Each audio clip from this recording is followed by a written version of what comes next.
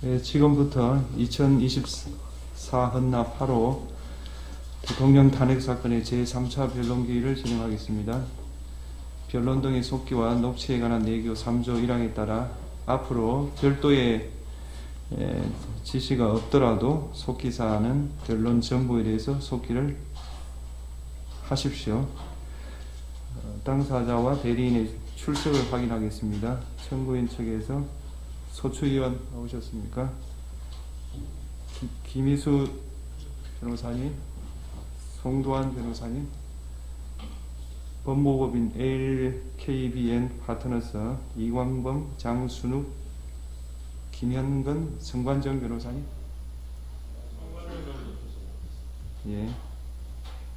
예.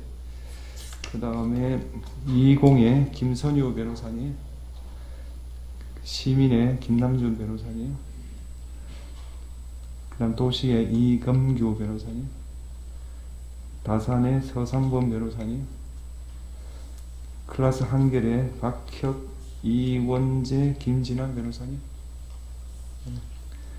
세록의 전형호, 황영민 변호사님, 그 다음에 김정민 변호사님, 피청구인 본인 나오셨습니까? 그 다음에 대리인으로 조대영 변호사님, 배보연 변호사님, 배진환 변호사님, 도태우 변호사님, 서성근 변호사님, 청령의 윤갑근 변호사님, 삼승의 김계리 변호사님, 에이스 최거훈 변호사님, 선정의 차기환 변호사님, 정상명 변호사님, 그 다음에 송진호 변호사님, 이동찬 변호사님. 혹시 소개 안 된 분이 있습니까? 진행 순서를 말씀드리겠습니다. 지난기일 이후 제출된 서면을 확인하고 증거 정리를 한 다음에 채택된 증거에 대한 증거 조사를 하는 순서로 진행하겠습니다. 그에 앞서서 피청구인 본인께서 소추 사유에 대한 의견 진술을 희망하신다면 발언 기회를 부여하겠습니다. 오늘 말씀드려야 될지 모르겠습니다만은 양해해 주시면 제가 일어나서 할까요? 좋으실 대로 하십시오. 그러면 마이크가 이러니까 앉아서 편하실 대로 하십시오. 제가 오늘 처음 출석을 했기 때문에 그냥 간단하게만 말씀을 드리겠습니다. 여러 가지 헌법 소송으로 업무도 과중하신데 또 저의 이 탄핵 사건으로 또 이렇게 고생을 하시게 해서 먼저 우리 재판관님들께 송구스러운 마음입니다. 저는 철들고 난 이후로 지금까지 또 특히 공직 생활을 하면서 자유민주주의라는 신념 하나를 확고히 가지고 살아온 사람입니다. 헌법재판소도 이러한 헌법 수호를 위해서 존재하는 기관인 만큼 우리 재판관님들께서 여러모로 잘 살펴주시기를 부탁드리겠습니다. 또 필요한 상황이 되거나 질문이 계시면은 말씀드리도록 하겠습니다. 감사합니다. 말씀 잘 들었습니다. 다음으로 당사자가 지난 기일 이후 제출하신 서면을 확인하겠습니다. 청구인 측에서 1월 16일자 절차 진행에 관한 의견서, 1월 20일자 증거요지 설명서, 영상 증거 설명서, 각 쟁점에 대한 요약 서면으로 1월 20일자 준비 서면 2, 증거 제출서 4.5, 증거 제출 증인 조지호에 대한 주신문사항 1월 21일자 증거 제출서 6 제출하셨습니다.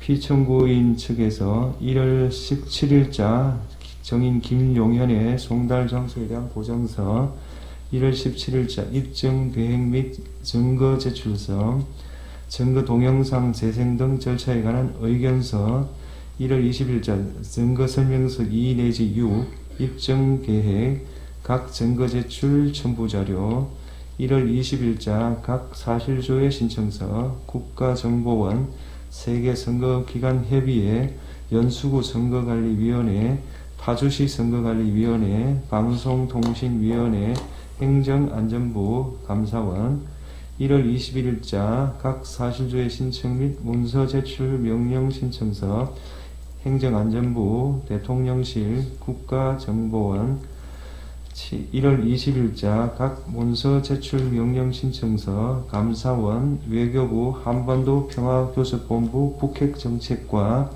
1월 20일자 정인 신청서 1월 20일자 사실조회 신청 및 인정 등본 송부 촉탁 신청서 부산광역시 경찰청 1월 20일자 각 인정 등본 송부 촉탁 신청서 대법원 수원고등법원 경찰청 국가수사본부 안보수사국 1월 20일자 서정요지 진술 1월 20일자 문서 송부 촉탁 신청서 국가정보원 정인 김용현에 대한 정인 신문사항 그 다음에 오늘 날짜로 소송 위임장 증거설명서 7, 8 재판부 성명사항에 대한 답변 제출하셨습니다. 맞습니까? 예. 그 다음에 증거 정리 절차를 진행하도록 하겠습니다. 지난 기일에 체부 결정이 보류된 증거에 대하여 증거 체부 절차를 하겠습니다. 피청구인 측은 지난번에 보류하신 갑제 22호증 1부터 갑제 27호증 12까지 증거 인물을 말씀해 주시기 바랍니다. 저기 부동의하겠습니다. 예. 증거로 채택 부동의하겠습니다. 부동의 네. 한다는 뜻입니까?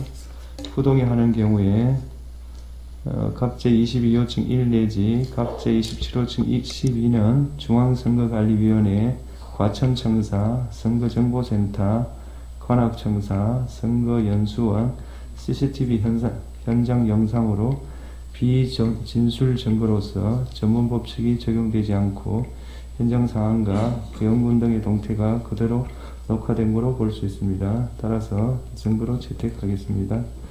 청구인 측은 피청구인 측이 제출한 을제 1호증 1부터 8호증까지 증거 인물을 말씀해 주시기 바랍니다.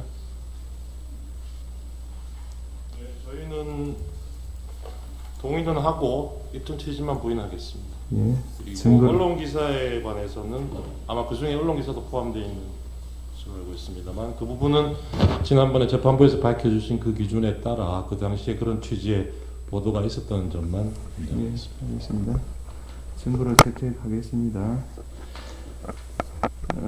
그러니까 을제 1호증 2, 을제 5 내지 8호증은 기재 일시에 해당 언론 매체에서 그러한 보도가 있었다는 사실을 증명한 한도 내에서 증거로 채택하고요. 그 다음에 을제 1호증 1은 동의를 했기 때문에 증거로 채택한다. 이런 내용이 되겠습니다. 그 다음에 피청구인 측에서 지난 기일 이후에 을제 3호증의 7 내지 22, 을제 9호증 내지 85호증의 1, 91호증의 3 결국 91호증의 3까지 제출하셨습니다. 맞습니까? 예. 혹시 인부가 뭐 되겠습니까? 저희가 어제 좀 늦게 받아가지고 조금 검토가 필요할 것 같습니다. 일괄해서도 함께 서면으로 인부 제출하겠습니다. 그렇다면 인부를 내일까지 서면으로 밝혀주십시오. 네. 그 다음에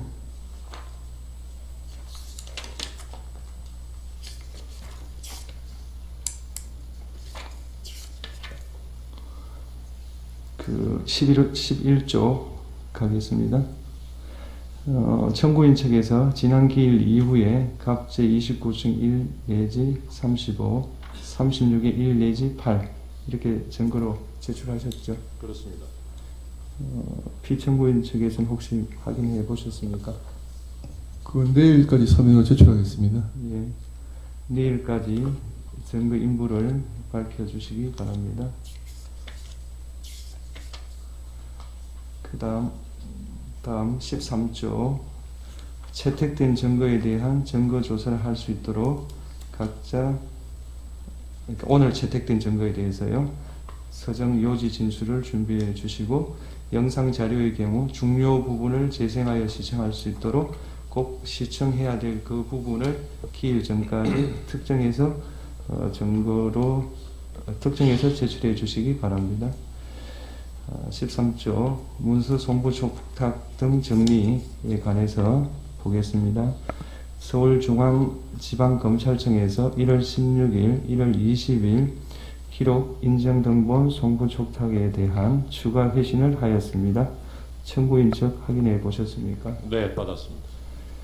그 다음 피청구인 대리인께 1월 16일 국가정보원 국가사이버안보센터 대통령실을 상대로 문서 송부 촉탁을 했고 중앙선거관리위원회를 상대로 사실조회 신청을 했고 모두 채택해서 송부했습니다.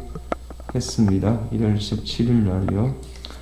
그 다음에 피청구인 측에서 1월 20일자로 아까 말씀드린 대로 사실조회 신청서 그 다음에 사실조회 신청 및 문서 제출 명령 신청서 그 다음에 1월 20일자로 문서 제출 명령 신청서 1월 20일자로 사실조회 신청 인정등본 송부 촉탁 신청 1월 20일자로 인정등본 송부 촉탁 1월 20일자로 문서 송부 촉탁 신청서 제출하셨습니다. 이에 대하여 재판부 평의 결과 우선 행정안전부에 대하여 국무회의록 작성 여부 등을 묻고 관련 자료를 제출하는 내용의 사실조회 신청 및 문서 제출 명령 신청을 사실조회로 일괄하여 채택합니다. 이상민 전 장관에 대한 송달 장소를 묻는 행정안전부에 대한 사실조회 신청을 채택합니다.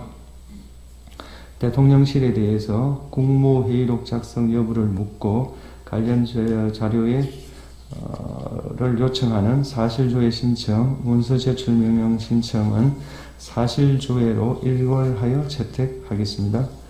국가정보원에 대한 사실조회 신청 중 조회상 1, 2번 즉 국가사이버안보센터장 선거관리위원회 사이버보안관리점검 실무 책임자의 각 성명, 송달 장소를 묻는 부분을 채택합니다. 그 나머지 부분은 어제 증거가 주로 많이 신청되었기 때문에 재판부 평의를 거쳐서 다음에 채택 여부를 결정하겠습니다.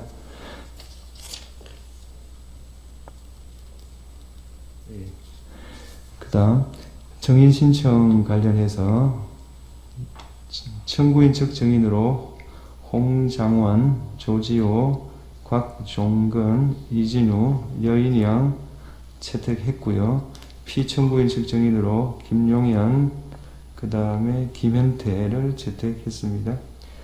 피청구인 측에서 1월 20일자 입정계획 정인 일부로 정인 15명에 대한 입정계획을 밝히셨고 1월 20일자 정인 신청서로 등에 대한 증거 신청을 했습니다. 어제 들어왔기 때문에 재판부 평의 결과 이상민 전 장관, 박춘석 대통령실 경제수석비서관을 정인으로 채택합니다. 이상민 전 장관에 대해서는 주소를 현재 확보할 수 없기 때문에 2월 11일 오전 10시 30분으로 신문기일을 정하고요. 박춘석 정인에 대해서는 2월 6일 오후 3시 반 신문하겠습니다. 따라서 정인 신문기일을 다시 한번 정리를 해드리겠습니다. 1월 23일 오후 2시 반에 김용현 정인 신문을 하고 조지호 정인은 불출석 사유서를 제출했습니다. 불출석 사유서를 보시면 건강상 매우 안 좋다, 출석할 수 없다고 되어 있으니 청구인 측에서는 이 조지호 정인을 유죄할지 여부에 대해서 검토를 해주시기 바라고 조지호 정인에 대해서 재소환 보류하겠습니다. 2월 4일 오후 2시 반 이진우, 오후 4시 여인영, 오후 5시 반 홍장원 정인입니다. 2월 6일 오전 10시 반 김현태, 오후 2시 곽종강, 오후 3시 반 박춘석, 2월 11일 오전 10시 반 이상민, 이렇게 정의신문을 하겠습니다. 예. 예. 예.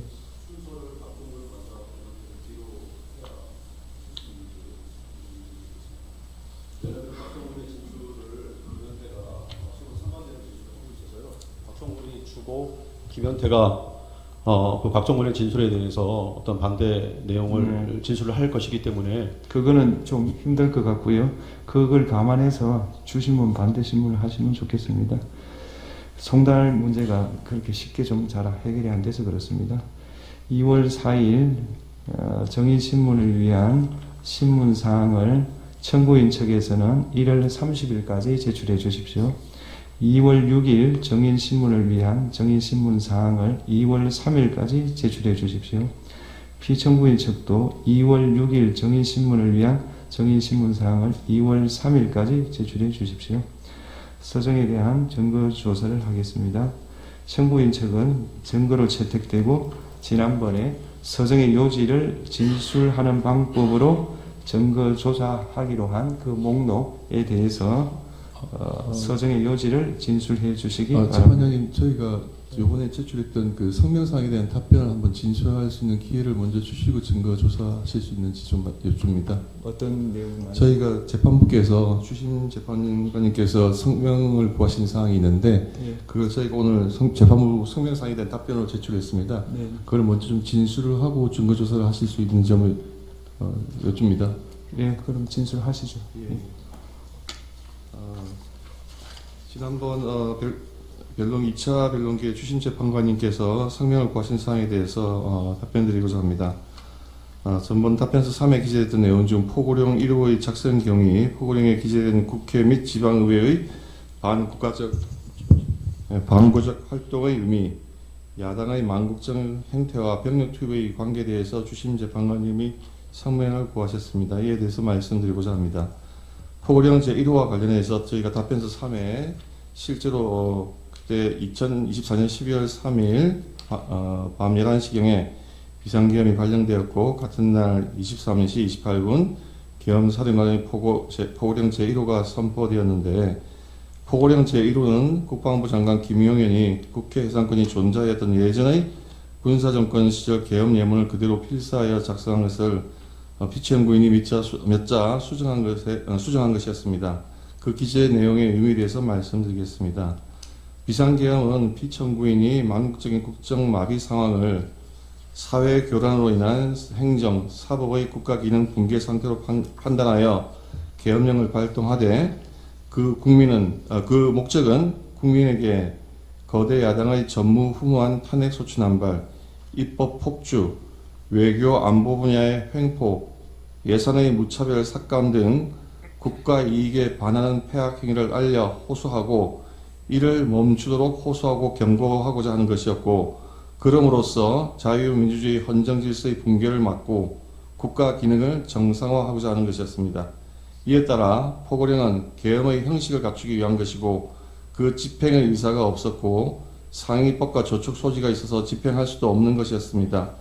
포고령 집행의 구체적인 의사가 없었으므로 실행할 계획도 없었고 포고령을 집행할 집행기구 구성이 전혀 포함되지 않은 것이었습니다. 그리하여 포고령 제1호는 계엄의 형식을 갖추기 위하여 김용현 장관이 초안을 잡아 피청구인이 검토 수정한 것인데 김용현 장관이 계엄령 선례를 참고하여 작성하였던 것으로 기억하고 있고 피청구인이 그에 대하여 검토하면서 야간 통행 금지 조항이 있는 것을 삭제한 것으로 생각됩니다. 그 국회 및 지방의회 활동 금지의 범위에 대해서 말씀드리겠습니다. 계엄법 제9조의 제1항은 비상계엄 지역 하에서 계엄 사령관은 군사상 필요할 때 체포, 구금, 압수수색, 거주 이전, 언론, 출판, 집회, 결사 또는 단체 행동에 대해서 특별한 조치를 할 수 있고 이 경우 계엄 사령관은 조치 내용을 공고해야 한다고 규정하고 있습니다. 포고령은 이를 아까 좀 전에 말씀드린 것 같이 어떤 구체적인 어떤 집행 계획을 세우진 않은 상태에서 계엄의 형식을 위해서 작성한 것으로 굳이 말씀드리자면 포고령 제1호는 위조항에 따라서 국회의 어떤 불법적인 행동이 있으면 그것을 금지하고자 하는 것이지 결코 국회의 해산을 명하거나 또는 국회의 입법 활동이나 국회의 비상계엄 해제 결의를 위한 의정 활동 등 정상적인 국회 활동을 금지하고자 하는 것은 아니었습니다. 실제 국회는 아무런 방해 없이 평화적으로 비상계엄 해제 결의를 하였고 피청구인은 이에 따라서 비상계엄을 해제하였습니다. 여기서 말하는 반국가적 활동의 의미에 대해서 말씀드리겠습니다. 포고령 제1호에 있는 반국가적 행위의 의미는 국가 안보 측면만을 말하는 것이 아니라 국익을 해하여 나라의 위기를 초래하는 일체의 행위를 포함하는 포괄적인 개념으로 사용한 것입니다. 구체적인 예를 들면 거대 야당이 북한이나 중국의 입장에 동조하여 국가의 안보에 위해를 초래하는 외국인의 간첩 행위를 처벌하는 법률 개정을 반대하는 행위, 국가 안전 확보를 위해 하는 각종 법률을 제정하거나 또는 안보를 위한 규정의 폐지 행위, 국가 안보를 제외하는 외교 안보 정책, 국가 안보 예산 삭감을 통해 국방력 약화 기도, 기타 에너지 안보 위협하는 행위 등을 들 수 있습니다. 그 구체적인 예를 들면 야당의 간첩죄 규정 개정 반대로 인해서 국가 안보나 국가 핵심 산업 기술 유출을 방지하는 것에 심각한 차질을 빚고 있습니다. 2024년 6월 중국인 3명이 최소 2년 이상 드론으로 부산에 정박 중인 미국 항공모함 등 군사시설 사진을 500여 장 촬영한 사건, 정보사 블랙이온 명단이 중국에 유출되었으나 유출 상대방이 중국인이어서 처벌하지 못한 사건 등은 그 좋은 예입니다. 나아가 국가 산업의 핵심 기술이 중국에 유출되어도 간첩죄로 처벌할 길이 없습니다. 야당은 현재도 간첩죄 규정의 개정에 반대하고 있고 이로 인해서 중국의 간첩들은 한국에서 활개치고 있습니다. 러시아 우크라이나 전쟁이 장기화되면서 북한, 러시아, 중국이 밀착하는 가운데 대통령이 국가 안보를 위해 한미일 군사 합동훈련하는 것을 전쟁광으로 매대하여 1차 탄핵 소추안에서는 그 사유로 삼기도 했습니다. 현대전은 드론의 등장으로 양상이 바뀌고 있고 피청구인이 우크라이나에 참관단을 보내려 하자 국방장관을 탄핵하겠다고 위협했습니다. 우크라이나 전쟁에는 1만 명 이상의 북한군이 파견되어 있으므로 북한군의 작전 체계, 전투 능력에 대한 정보 수집은 우리나라 국가 안보를 위해서 매우 중요합니다. 국가 안보를 위해 우방국의 현대전에서 교훈을 위해 청관단 파견을 방해하려는 거대 야당의 저의가 무엇인지 묻지 않을 수가 없습니다. 또 거대 야당은 방산물자를 수출할 때 국회의 동의를 받도록 하는 방해사업법 개정안을 당론으로 추진하고 있습니다. 방산 수출의 관건인 신속한 대응이 어려워지고 기밀 유지가 불가능하기 때문에 방산 수출이 사실상 중지될 수도 있습니다. 이렇게 거대 야당이 반대하면 북한, 중국, 러시아가 원치 않는 자유서역에 대한 방산 협력이 불가능해집니다. 우리나라의 국방과 국익에 막대한 손실이 발생합니다. 거대 야당이 2025년 예상 중 일방적으로 삭감한 4조 1천억 원 대부분이 핵심 국정 과제를 추진하기 위한 예산입니다.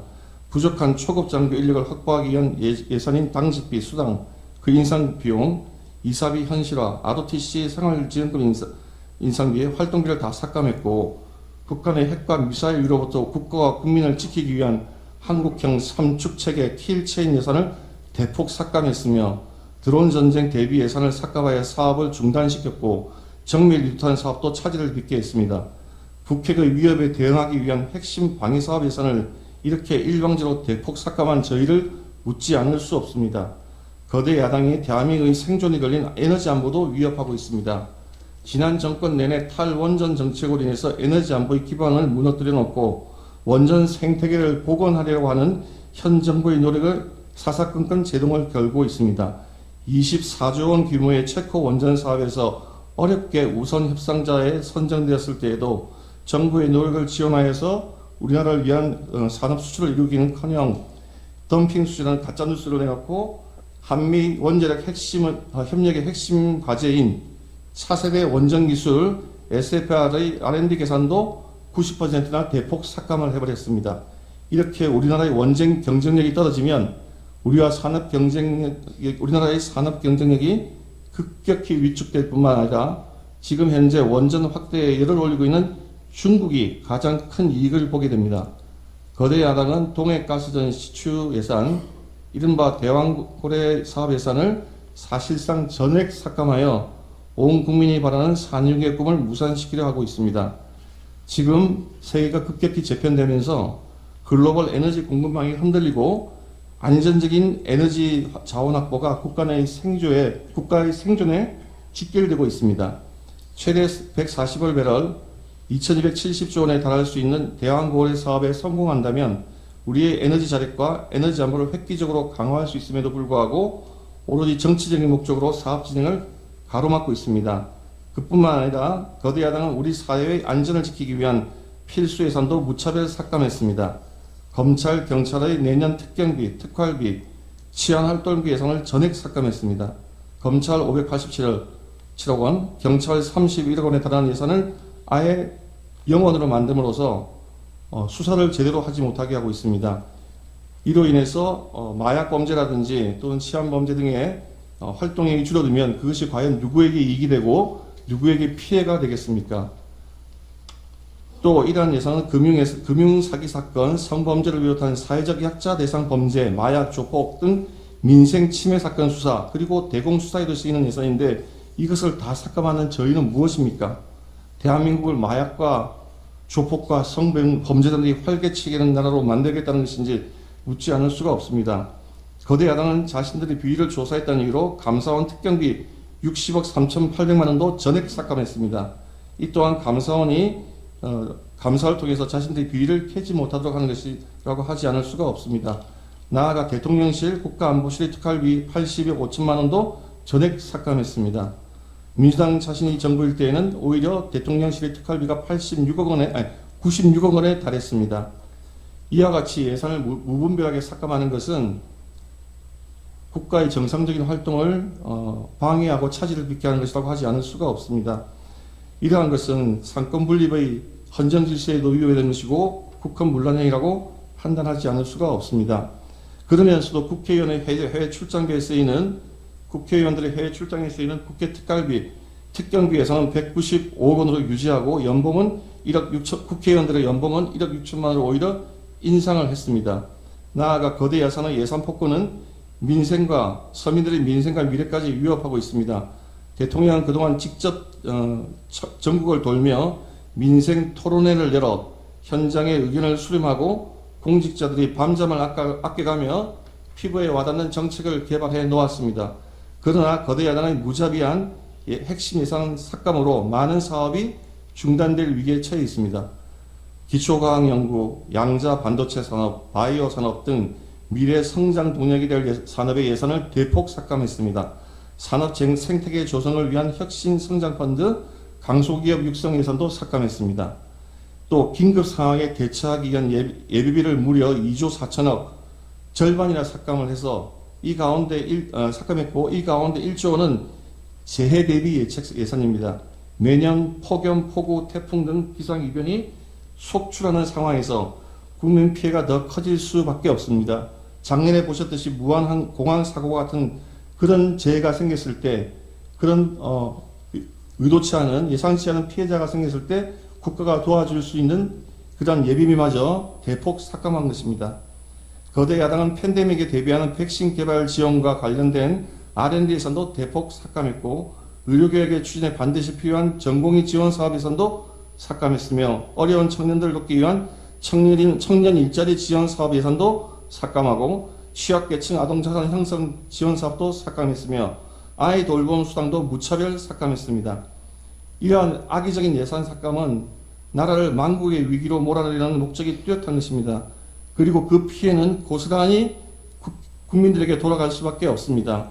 이러한 거대 야당의 이러한 예산의 무차별 삭감과 폭주는 국가 이익에 반하는 것이라고 하지 않을 수가 없습니다. 그 다음에 망국적 행위를 알리는 것과 병력 투입의 관계에 대해서 말씀드리겠습니다. 저희가 소규모이지만 병력을 국회에 투입한 이유도 거대 야당의 망국적 행태를 국회와 국민들에게 직접 알리고 계엄 선포 방송을 본 국회 관계자들과 시민들이 대거 몰릴 것에 대비해서 질서를 유지하기 위한 것이지 국회를 해산시키거나 기능을 마비시키려고 하는 의도는 아니었습니다. 국회의 만행을 국민들에게 직접 알리기 위해 외 병력을 동원하여야 하는 구성령 사항으로 추측이 됩니다. 개헌법 3조에는 비상계엄의 선포와 동시에 계엄사령관은 계엄 지역의 모든 행정사무와 사법사무를 관장한다고 규정하고 있습니다.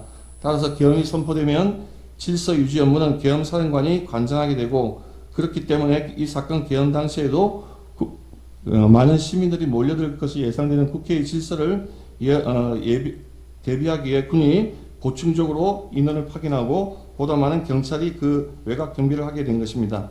법조인 체포 주장에 대해서 말씀드리겠습니다. 청구인은 아직 이 법조인 체포에 대한 주장이 서면으로 정확하게 제출되지 않아서 정확한 답변은 다 말씀드리기 어렵습니다만, 청구인은 피청구인이 이 사건 계엄 당시 다수의 법조인을 체포하거나 체포하려 하였다고 주장하고 있습니다. 그러나 피청구인은 이 사건 계엄 선포 당시 결코 법조인을 체포 구금하라고 지시한 바가 없고, 실제로 체포된 법조인도 전혀 없습니다. 한동훈 여당 대표를 체포하라든지 우원식 국회의장을 체포하라고 지시한 바가 전혀 없습니다. 나아가 더더욱이나 한동훈 여당 대표를 사살하라고 하라는 그런 터무니없는 지시를 한 바도 없는데, 그러한 황당한 가짜 뉴스를 가지고 탄핵 사유 사유로 주장하는 것은 그 부당성에 대해서는 더 말할 필요가 없다고 할 것입니다. 절차 진행에 대해서 말씀드리고자 합니다. 피청구인의 입장에서 가장 강조드리고 싶은 것은 이 사건 계엄 이전에 거대 야당의 횡포로 인해서 국정이 사실상 마비될 정도였다는 것입니다. 그 중에도 중요한 것이 민주당의 탄핵 소추의 남발입니다. 민주당이 탄핵 소추를 남발하여 얼마나 탄핵 소추를 남용하는지 여부가 쟁점이 될 것인데, 그것을 판단하려면 당연히 먼저 소추된 장관, 감사원장, 방통위원장에 대한 탄핵 사건을 심리해보아야 그 결론이 나야 하지 않겠습니까? 사리가 그러함에도 지금 헌법재판소에서 대통령에 대한 탄핵 사건을 무조건 서두른 데 대해서 대리인들은 그 절차의 적법성과 공정성에 대해서 의문을 가지고자 있다는 것을 말씀드리고자 합니다. 결론적으로 피청구인들 대리인은 평소 헌법재판관인에 대해서 무한한 신뢰와 존경의 마음을 가지고 재판에 임하고 있습니다. 누가 뭐라 해도 헌법재판소는 이 나라의 헌법 그리고 민주적 기본 질서를 보위하는 최고의 보루입니다. 그와 같은 점을 감안하셔서 아무쪼록 재판연관님들 모두 명철한 지혜를 모아 공정하고 올바른 재판을 하여 주셔서 헌정 질서를 더욱더 확립하여 주시기 바랍니다. 청구인 측은 증거로 채택된 지난번에 그 특정한 서정의 요지를 진술해 주시기 바랍니다. 네. 원장님, 저희 실물화 사용기를 좀 사용할 필요가 있어서 네. 자리를 좀 바꿔서 할게요. 하십시오.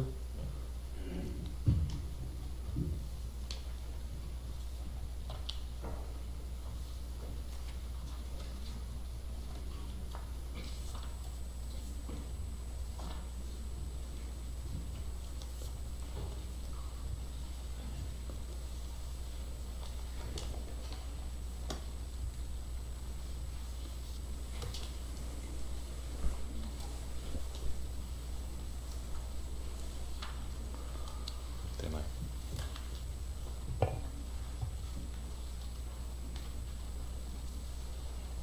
네. 저희 서증 요지 설명드리겠습니다. 제가 어제 제출한 증거 요지 설명서 1 서면 같이 보시면서 참조해 주시면 되실 것 같습니다. 우선 갑제 1호증의 1 내지 63까지 각 언론 기사입니다. 이 중에 1호증의 1 내지 18은 12월 3일부터 12월 4일까지 언론 보도 기사로서 비상계엄 선포, 포고령 발표, 국회 비상계엄 해제 요구 결의 당시 국회 출입 통제 및 계엄군에 의한 국회 침탈 상황, 국회의장 등 요인들에 대한 체포 의심 정황, 계엄군의 선관위 침입 상황 등이 당시에 실시간으로 보도된 정황이 담겨 있습니다. 그리고 각 1호증의 19 내지 41, 1호증의 46 내지 56, 1호증의 58, 1호증의 59 내지 63은 계엄 선포가 있은 후에 사후적으로 확인된 구체적인 중앙선관위 침탈 현황, 국회 침탈 현황, 요인 납치 계획, 개업 사전 모의 현황, 그리고 비상계엄에 앞서 이루어진 국무회의에 위한 위법성 등을 보도한 각 언론 보도 기사입니다. 그리고 1호증의 42 내지 45는 12월 10일까지 언론 보도 기사인데, 여기는 위헌 위법한 계엄 선포로 인해서 국가 경제 질서가 큰 타격을 입게 되었다는 그런 위기 상황에 대한 내용을 담고 있습니다. 갑 2호증은 계엄사령관 포고령입니다. 이 헌법과 계엄법에 따르더라도 비상계엄 선포할 경우에 넘을 수 없는 내용들이 있는데 이 포고령에는 그런 내용들이 포함되어 있다는 취지입니다. 그리고 갑 3호증의 1 내지 7호증이 각 국회 회의록입니다. 서중별로 글씨가 좀 작게 보이긴 합니다만 주요한 부분 요약해서 말씀드리겠습니다. 3호증의 1은 2024년 12월 11일자 419회 국회 본회의 회의록입니다. 이 본회의 당시에 당시 국무총리 한덕수는 비상계엄에 앞서 열린 회의가 절차적 실체적 흠결이 있어서 국무회의로 볼 수 없다는 점, 그리고 회의록이 작성된 적도 없고 국방부 장관이 국무회의에서 계엄 필요성을 건의하는 등의 절차도 전혀 이루어지지 않은 채 비상계엄이 선포되었다는 점을 확인해 주었습니다. 잠깐 회의록 해당 부분을 보시면 7쪽, 8쪽에 한덕수 총리가 비상계엄 선포 전에 이 국무회의라고도 부를 수 없는 그 모임에서 참석자 전원이 비상계엄 선포를 반대하였다는 점, 그리고 그 외에도 여러 절차적 실체적 흠결을 가지고 있다고 생각한다, 이런 취지로 발언한 사실이 확인이 됩니다. 다음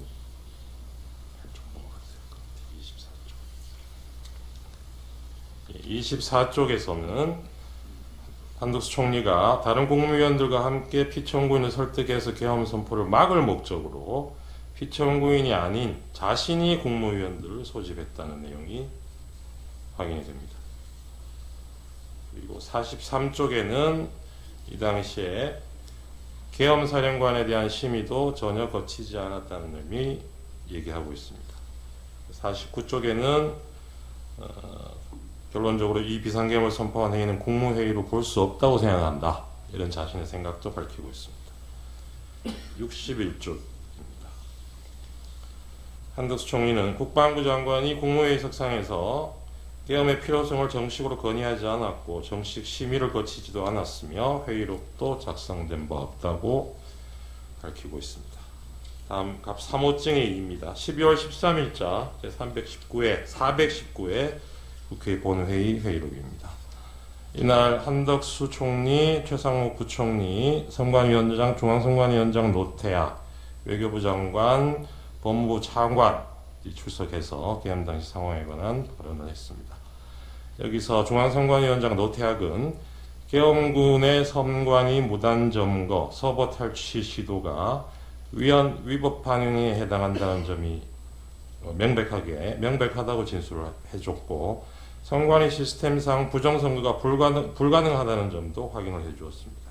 그리고 외교부 장관 조태일은 비상계엄 선포 전에 피청구인으로부터 제외공간 관련 이런 단어가 포함된 3, 4줄 정도의 내용이 기재된 쪽지를 받았다는 얘기가 있고, 그리고 경제부총리 최상목은 재정자금 유동성 확보를 잘 하라는 취지가 적힌 종이를 건네받았다는 점을 진술을 했습니다. 최상목 당시 부총리가 받았다는 이 쪽지는 최근에 확인된 수사기관에 제출했던 내용과는 그 내용이 상당히 다르다는 부분도 나중에 말씀드릴 기회가 있을 것 같습니다. 그리고 한덕수 총리는 국방부 장관의 계엄 선포 건의가 자신을 거쳐 이루어지지 않았다는 점을 확인해주고 있고, 그리고 국무위원들 중에 문체부 장관 유인천, 환경부 장관, 고용노동부 장관, 국가보훈부 장관 등은 국무회의 소집 요구 자체도 받은 적이 없다는 점을 확인해주고 있습니다.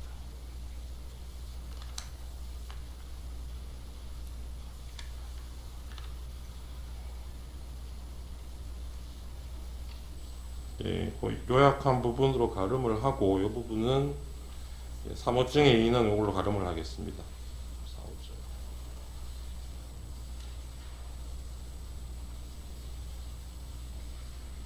4호증의 1 내지 4는 국회 국방위원회 회의록입니다.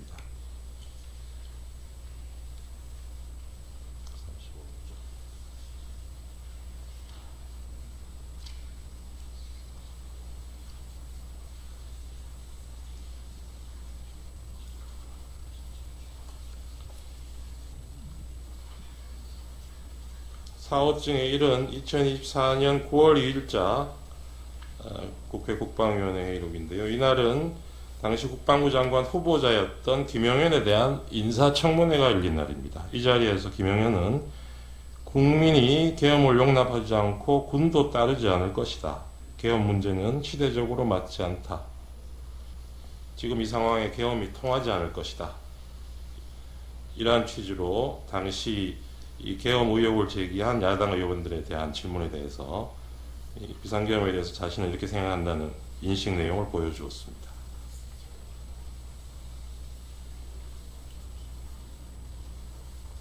네, 그 내용 간단하게 지금 실문 화상기에서 확인하실 수 있습니다. 57쪽에도 같은 취지의 내용이 있습니다. 다음 4호증의 2입니다. 2024년 12월 5일자 비상계엄 이틀 후에 열렸던 국방위원회 회의록입니다.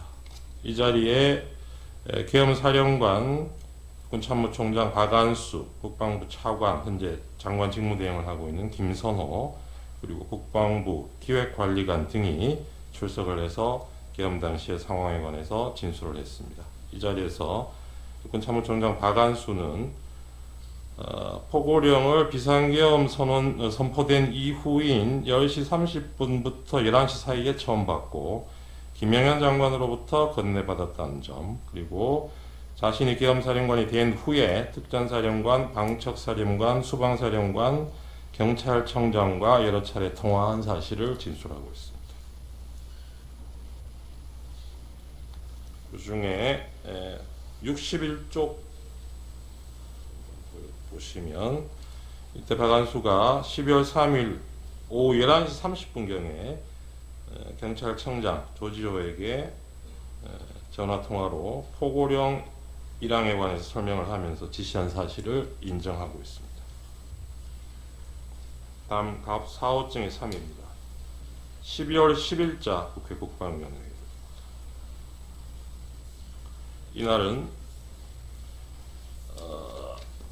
육군 특전사 707 특임단장 김현태, 그리고 수방사 1경비 단장, 정보사 문상호 사령관, 특전사 곽종근 사령관, 그리고 특수전사령부 1공수 여단장 이상현, 특전사 특수작전 항공단장 김세운, 수방사 군사경찰단장 김창학 등이 진술해서 당시에 실제적으로 이루어졌던 이 계엄군들의 실제 내용, 활동 내용을 진술하였습니다. 그 중에 주요한 부분을 보면 곽종근은 피청구인인 대통령이 12월 4일 비화폰을 이용해서 자신에게 국회에 투입 중인 707 특수임무단의 이동 상황을 물어본 사실, 그리고 날이 바뀌어서 12월 4일 00시 30분부터 40분경 사이에 자신에게 다시 전화를 해서 의결 정족수가 아직 안 채워진 것 같다. 빨리 문을 부수고 들어가서 안에 있는 인원들을 끄집어내라 라고 지시한 사실. 그리고 김영현도 그 계엄 이틀 전인 12월 1일 국회, 선관위, 민주당사, 여론조사 꽃 등 6개 시설을 확보할 것을 지시한 사실을 진술한 바 있습니다. 그리고 특전사 707 특임단장 김현태는 이 사령관인 곽종근이 이 계엄 선포 직후에 그날 밤에 20차례 이상 자신에게 전화를 해서 국회의원 150명을 넘어서는 안 된다고 말한 사실, 그리고 국회 건물 봉쇄를 지시받고 인원 포방용 케이블 타이를 지참하게 한 사실을 진술하고 있습니다. 그리고 1공수의 단장 이상현은 곽종근으로부터 상부로부터 문을 부수고 들어가서 국회의원들을 끄집어내라, 안되면 전기라도 끊어라 라는 지시를 받았다면서 그 지시를 자신에게 하다라는 내용을 확인해주고 있습니다. 그리고 국군 방첩사령부 수사단장 김대우는 그 사령관 여인영이 자신에게 지하 1층 벙커, 여기 지하 1층은 아마 수방사를 얘기하는 것 같습니다. 지하 1층 벙커 안에 구금 가능한 시설이 있는지 확인할 것을 지시한 사실. 그래서 여인영이 그 당시에 김영현 장관의 지시라고 밝히면서 장관이 불러준 정치인 등 14명의 명단을 자신에게 불러주고 정치인을 수방사로 이송할 것을 명한 사실을 확인해주고 있습니다. 그리고 방첩사 군사기밀수사단 실장 노영훈 역시 여인영이 자신에게 이 B1 벙커가 구금시설로 적당한지를 검토하라고 지시하였다는 사실을 확인해주고 있습니다. 다음 육군 수방사 이진우는 2024년 12월 3일 24시 자정에 피청구인 대통령이 자신에게 전화해서 국회 상황을 확인하였다고 진술하고 있습니다. 자세한 내용은 페이지별로 요약되어 있는 서면을 참조해 주시기 바랍니다. 11쪽에 저희 준비한 서면 11쪽에 122쪽 잠깐 보시면 육군 특수작전 항공단장 김세호는 비행 제한 구역에 대한 헬기 승인을 당시 수방사 합동 방공 작전 통제소로부터 받는다는 점을 확인해 주면서 이 수방사가 보류를 하는 바람에 비행이 늦어서 결과적으로 헬기가 국회에 지연 도착했다는 사실을 확인해 주고 있습니다.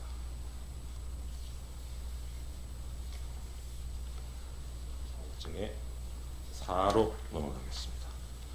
사호증의 4는 2024년 12월 11일자 419회 국회 국방위원회 회의록입니다. 여기 14쪽, 16쪽을 보시면 특전사령관 곽종근이 피청구인 그러니까 대통령이 계엄 관련 마지막 지시가 문을 깨부수고 들어가서 끌어내라 라는 것이었다는 점을 확인해 주고 있고, 그리고 국군 방첩사령부 법무실장 윤빈아는 이 성관이 압수수색에 대한 내용을 검토한 결과 포고령 발령 전의 행위를 이유로 압수 등 수사를 해서는 안 된다. 그리고 압수 절차 등을 하기 위해서는 최소한 범죄 혐의를 특정해서 정식적인 입건 그런 절차를 따라야 하는데 이런 절차를 거치지 않고 위법하게 증거를 수집하게 되면 나중에 처벌도 받을 수 있다. 이런 검토 결과를 보고한 내용을 확인해 주고 있습니다.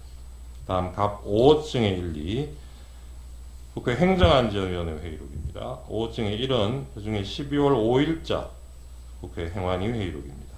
이 자리에서 이상민 당시 행안부 장관, 조지호 경찰청장, 서울지방경찰청장 김봉식, 그리고 당시 국회 경비대장이었던 목현태, 중앙선거관리위원회 사무총장 김용빈 등이 계엄 당시 상황에 대해서 발언한 내용들이 있습니다. 우선 쪽수를 좀 보시면서 말씀드리겠습니다. 11쪽에 경찰청장 조지호가 12월 3일 비상계엄 선포 직후인 밤 10시 28분경에 서울경찰청장에게 국회 주변 안전조치를 강구할 것을 지시하고 5개 기동대를 배치하였다고 한 점이 확인이 됩니다. 그리고 같은 날 10시 46분부터 국회 내부 진입을 일시 통제했다가 11시 6분에 국회의원 등 관계자를 신분 확인 후 일시 출입 조치를 했다가 11시 37분 포고령에 따라서 다시 국회 출입을 전면 통제한 사실을 확인하고 있습니다. 그리고 12쪽입니다. 서울특별시 경찰청장 김봉식이 확인한 내용인데요.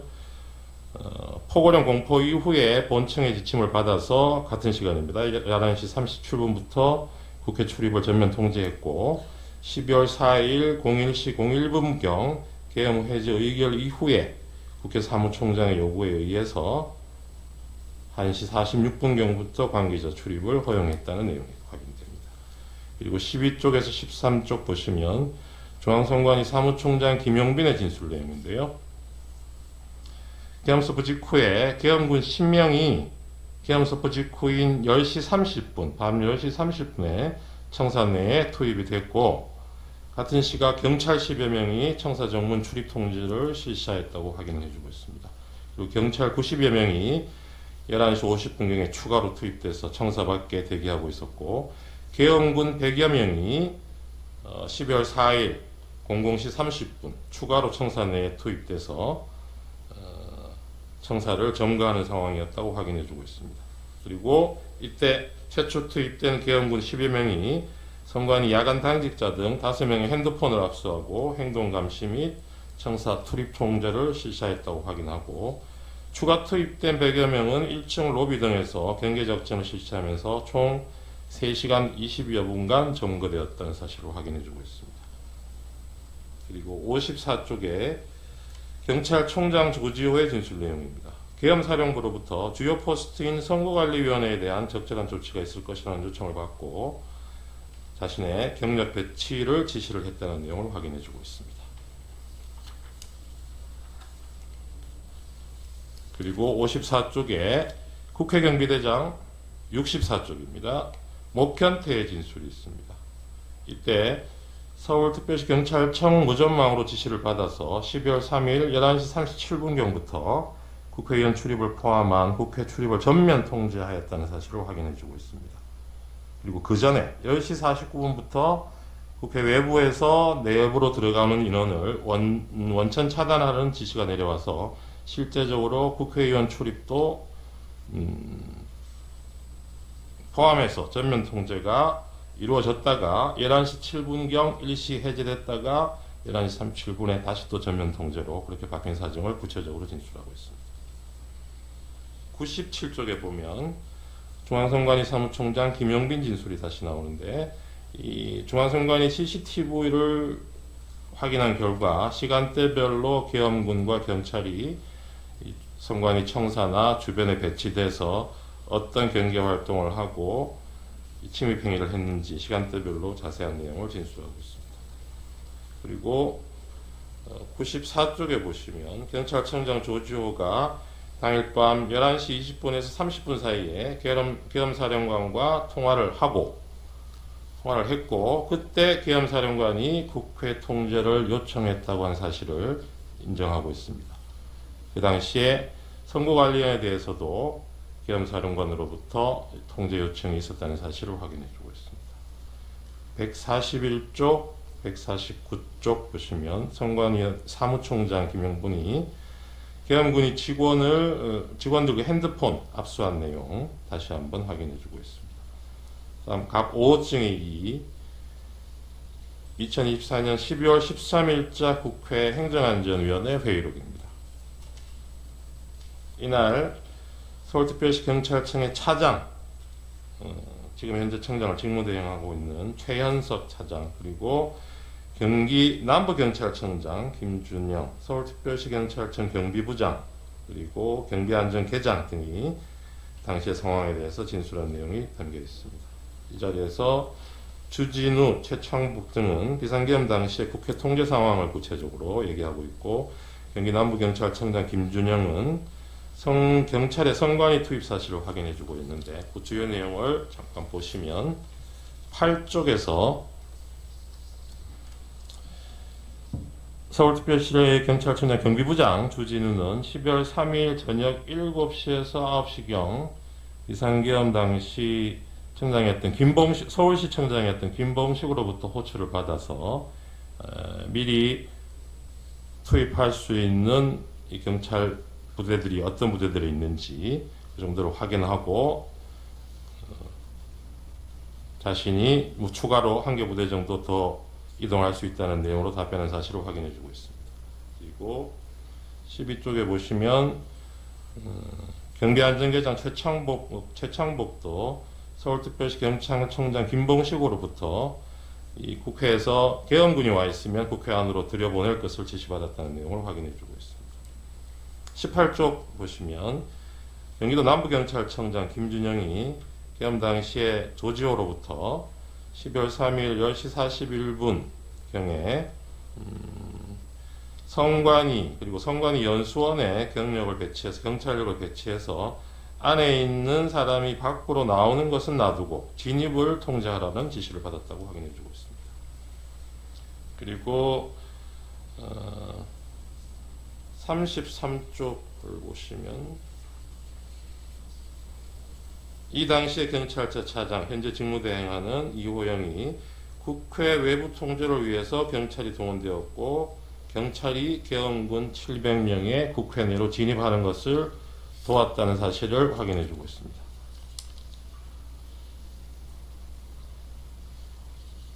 48쪽에 최창복의 내용이 진술이 있습니다만은 앞에 나왔던 내용과 중복되는 것이어서 이 부분은 넘어가도록 하겠습니다. 그리고 각지 6호층의 1, 2, 3은 국회 법제사법위원회 회의록입니다. 6호증의 1은 2024년 12월 6일자 제19차 법제사법위원회 회의록인데요. 여기서 법원행정처장이 계엄군사법원 설치를 위해서 법원 공무원 파견을 요청받은 내용을 확인해주고 있습니다. 그리고 갑 6호증의 2는 12월 9일자 제20차 국회 법사위 회의록입니다. 이 자리에서 법무부 장관 박성재, 경찰청장 조지호, 선관위 사무총장 김용빈 등이 진술을 했습니다.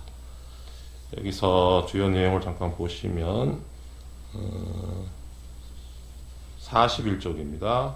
이 당시에 경찰청장 조지호는 방첩사령관이 자신에게 전화를 해와서 이재명, 박찬대, 전현희, 김명수 전 대법원장, 권순일 전 대법관 그리고 한동훈에 대해서 체포를 위한 위치 추적을 요청하면서 위치 추적을 해달라는 지시를 받았다는 점을 확인하고 있습니다.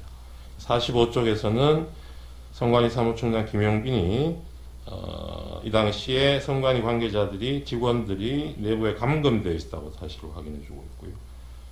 67쪽, 68쪽에서는 역시 김용빈 사무총장이 계엄군이 당일 한 3시간 20분 동안 선관위를 불법 점거했고 야간 당직자 핸드폰 뺏긴 점 그리고 계엄군이 관제센터에 들어와서 서버 사진을 찍어갔다는 사실을 확인해주고 있습니다. 다음 갑제 7호증은 2024년 12월 13일 개최된 국회 과학기술정보방송통신위원회 회의록인데요. 여기서는 방통위 관계자들이 나와서 세 차례에 걸쳐서 계엄사령부로부터 연락관 파견을 요청하는 전화를 받았다는 점을 확인해주고 있습니다. 그리고 갑 8호증의 1리는 국회 사무처에서 피해 현황을 집계해서 제출한 내역입니다. 이 당시에는 4,800만 원 상당의 비품 피해, 1,100만 원 상당의 시설 피해 등이 발생했다는 내용을 담고 있습니다. 그리고 갑제 12호증의 1리는 피청구인이 이 헌법재판소 탄핵 소추 이후에 서류 송달 거부에 관한 내용을 담고 있는 언론 기사들입니다. 그리고 13호증의 1, 2지사는 피청구인이 수사기관 소환에 불응하고 체포영장 발부됐다는 기사를 담고 있습니다. 그리고 14호증의 2는 12월 31일 체포영장 발부에 관해 피청구인이 입장을 밝힌 데 대해서 피청구인 대리인이죠. 대리인이 입장을 밝힌 데 대해서 그 배경을 설명하는 취지의 언론 기사입니다. 15호증의 1, 2는 검찰 비상계엄 특별수사본부에서 김용현, 여인형, 이진우를 기소하면서 수사한 결과를 요약해서 발표한 보도자료입니다. 그리고 17호증의 2 내지 4는 국회 사무처 입장 관련 기사, 기자회견면 그리고 사무처 제출한 자료들입니다. 이 17호증의 1로 저희가 제출했던 것이 국회 피해 상황 등을 담은 CCTV 영상인데 이 2호증, 17호증의 2 내지 4는 이 영상과 관련해서 국회 사무총장이 그 내용을 설명하고 관련한 내용을 담고 있는 기사입니다. 그리고 17호증의 3도 국회 사무총장이 비상계엄 관련해서 수사협조를 위해서 CCTV 영상을 수사기관에 제공했다는 내용 담고 있고요. 17호증의 4는 국회 사무처에서 이춘석 의원의 요구자료로서 제출한 내용으로 역시 비품 피해 현황, 설비 피해 현황이 있고 인적 피해 현황도 아울러 있다는 내용을 담고 있습니다. 그리고 19호증의 1, 3, 4는 비상계엄 이후에 금융외환 시장의 변동성이 크게 확대되고 환율이 상승하고 불확실성 증가로 투자 심리 위축돼서 증시가 큰 폭으로 하락하고 있다는 계엄의 부정적인 영향을 다루고 있는 언론 기사들입니다. 그리고 갑 25층의 3 내지 5는 피청구인이 2025년 1월 1일 한남동 관저 앞에서 집회를 열고 있던 자신의 지지자들에게 전달한 새 인사와 관련해서 언론 기사 내용입니다. 그리고 갑 28호증은 2023년도에 새로 발간된 계엄 실무 편람입니다. 이 부분은 이 피청구인이 선포한 12월 3일 비상계엄이 계엄 실무 편람에서 정하고 있는 여러 절차적, 실체적 요건에도 전혀 부합하지 않는다는 것을 입증 취지로 하고 있습니다. 이상 서정 요지를 말씀드렸습니다. 참고로 피청구인에게도 증거가 채택된 서정 요지, 영상 등에 대해서 마찬가지 방법으로 증거 조사 기회를 드리겠습니다. CCTV 영상에 대한 재생 방법으로 시청하도록 하겠습니다. 네, 이 부분도 저희가 영상 증거 설명서 1 제목으로 어제 서면을 제출했습니다. 여기에 보면 재생 시점 시간이 특정이 되어 있습니다. 그 부분대로 재생을 해주시면 될 것 같습니다. 이제 갑 9호증 국회 사무처 CCTV 영상입니다.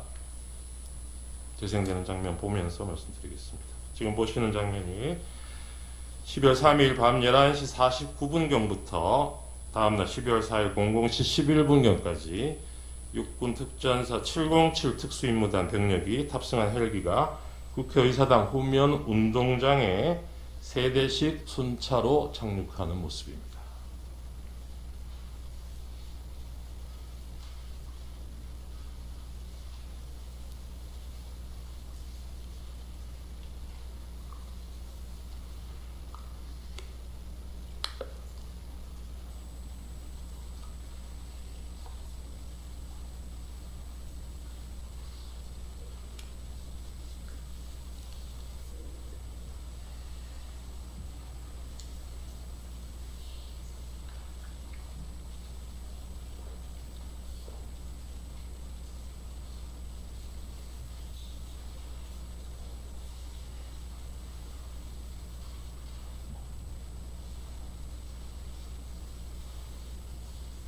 네, 다음 본청으로 진입하는 무장한 계엄군의 모습입니다.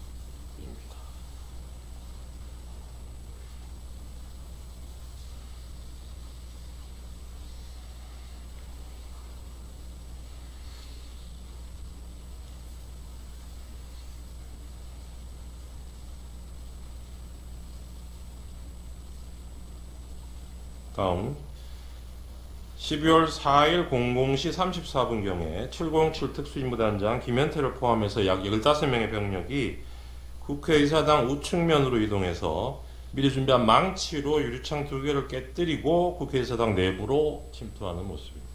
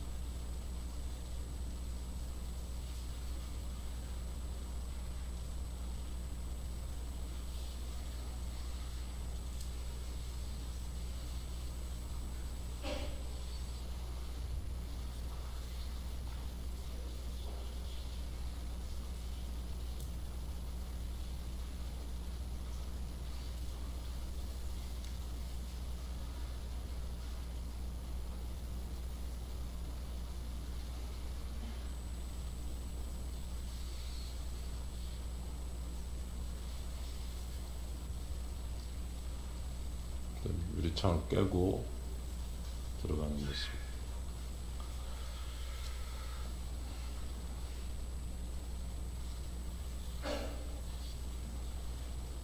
예. 네 번째 영상은 본회의장 방향으로 뛰어 들어가는 계엄군 모습.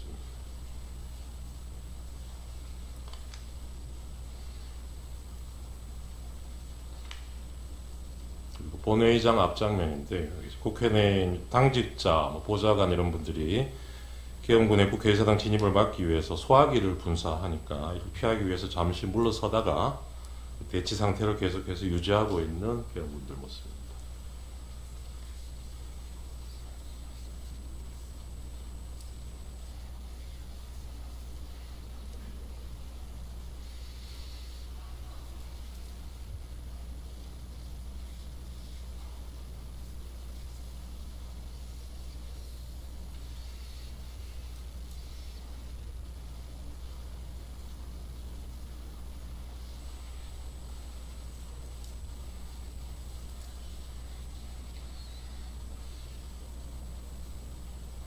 네, 다음 16호증이 1입니다. 한남동 국회의장 공간에 계엄군이 출동한 장면인데요. 12월 4일 01시 42분경부터 04시 45분경까지 사이에 전체는 그렇습니다만 그 중에 요구 의결안이 통과된 이후인 12월 4일 01시 42분경에 한남동에 있는 국회의장 공간에 계엄군이 출동한 모습입니다. 이 부분 입정 취지는 해제 요구가 의결된 이후에도 이 군병력이 국회의장 공간에 배치됐다는 점에서 추가적인 계엄을 시도하거나 이에 대해서 국회 비상계엄 해제 의결을 막으려 한 것이 아닌지 의심되는 그런 영상입니다. 다음 갑 22호증의 1 중앙선관위 과천청사 내부 1층 로비 CCTV 영상입니다. 지금 보시는 거는 12월 4일 01시 17분 10초부터 18분 20초 사이까지 영상입니다. 중앙선관위 과천청사 내부 1층 로비에 계엄군이 수십 명 모여드는 모습입니다.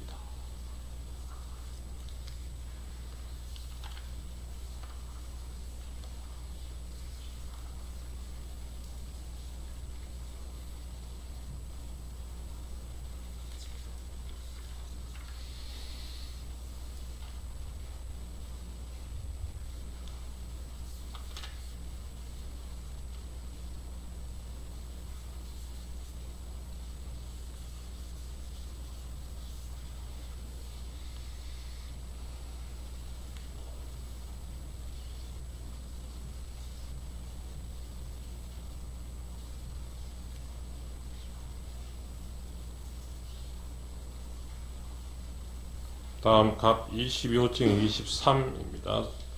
선관위 과천청사 내부 2호기 엘리베이터 CCTV 영상인데 여기 보시면 계엄군들이 권총을 소지하고 있는 장면이 확인이 됩니다.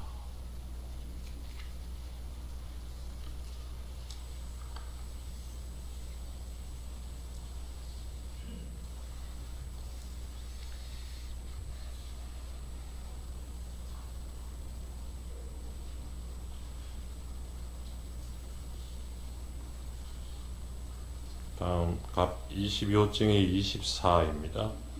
중앙선관위 과천청사 내부 신관 2층 승강기 CCTV 영상인데 저 선관위에서 사무실에서 선관위 조직도를 확보해서 전달해주고 있는 장면으로 보입니다. 다음 23호증의 2입니다. 선관위 과천청사 정문 외곽 CCTV 영상입니다. 지금 보시는 거는 계엄 선포 직후인 그날 밤 10시 32분 58초부터 33분 44초 사이의 영상입니다. 계엄군 10명이 이천구인 선포 직후인 이 시간대에 선관위 과천청사 정문으로 들어오는 모습입니다.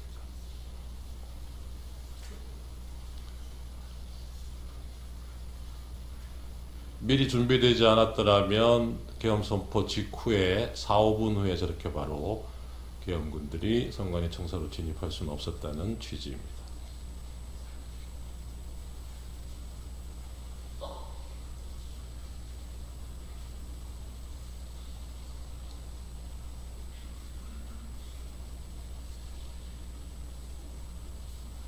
다음 과천청사 건물로 들어가기 위해서 이동하는 계엄군 모습입니다.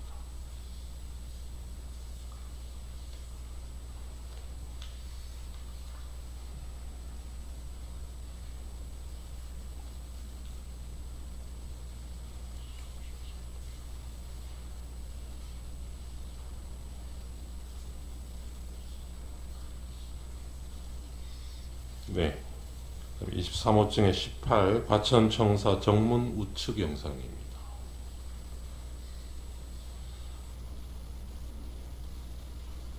역시 같은 시간대 계엄 선포 직후인 10시 33분 34분 사이에 선관위 과천청사 정문으로 들어오는 계엄군 모습이 확인이 됩니다.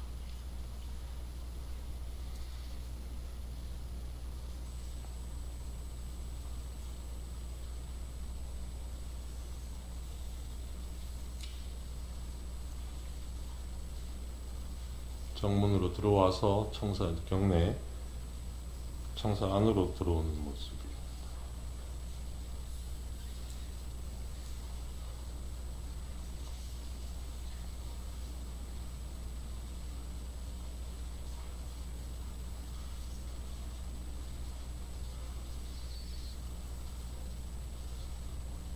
계엄 군인들이 좀 개인 화기들로 무장하고 있는 점도 영상으로 확인이 되고 있습니다.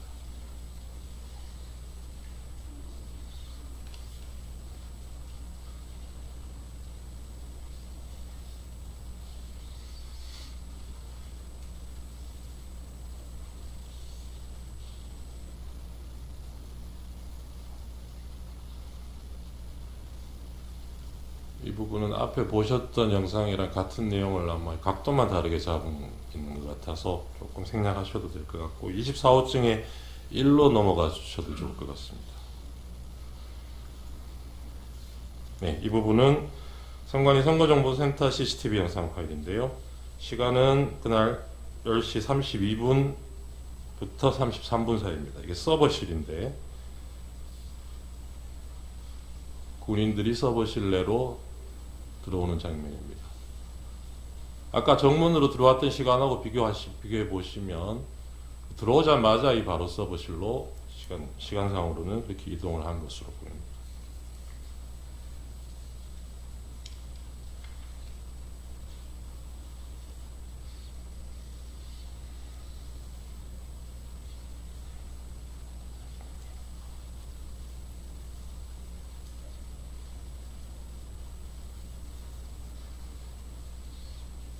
핸드폰을 가져가는 장면이고요.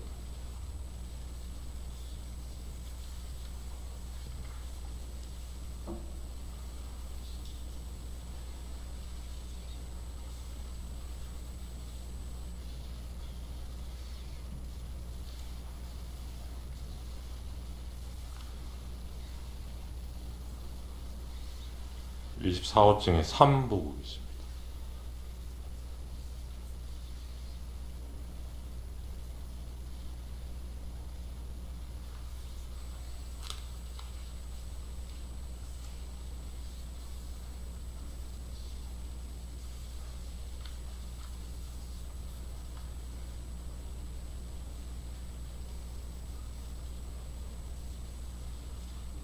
직원 핸드폰을 넘겨받는 장면.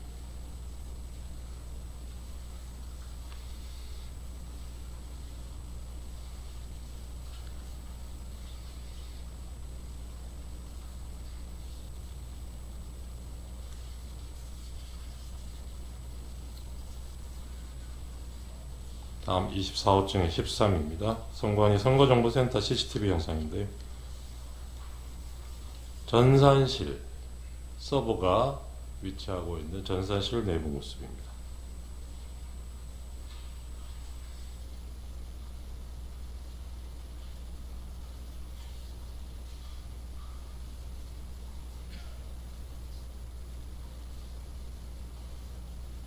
방첩사 군인들로 보이는데요. 서버 사진을 찍고 있는 장면입니다.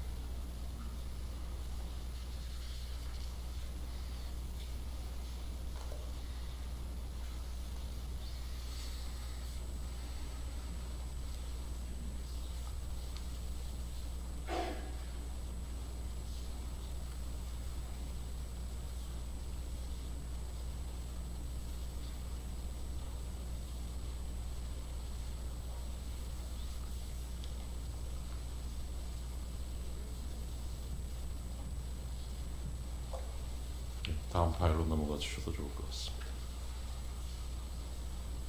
갑 25호증에 사는 선관위 관악청사입니다. 여기 12월 4일 00시 29분부터 30분 사이의 영상인데요. 여기에서도 무장한 계엄군 수십 명이 관악청사로 진입하는 모습을 확인하실 수 있습니다.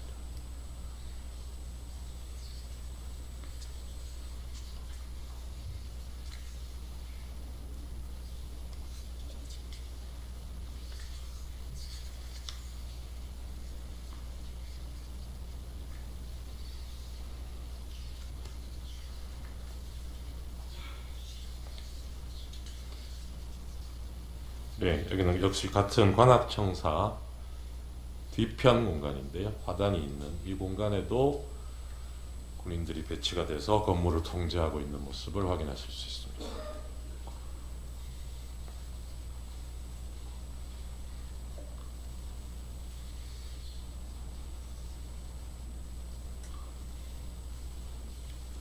네.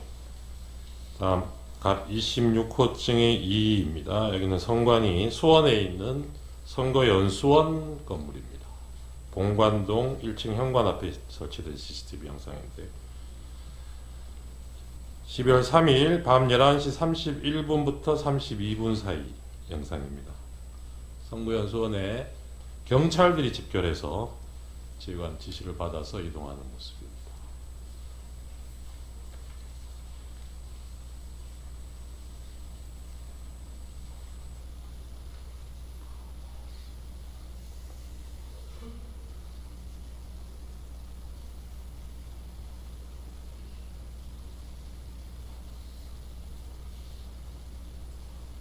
네, 다음 영상 넘어가 주셔도 좋을 것 같습니다. 26호증의 23 같은 수원 선거연수원 정문 CCTV 영상입니다. 여기는 12월 3일 11시 36분 25초에서 45초 사이의 영상인데 이 주차장 입구에 경찰차와 경찰이 집결해서 다른 차량이 진입할 수 없도록 바리케이드를 설치하고 입구를 통제하는 모습을 확인하실 수 있습니다.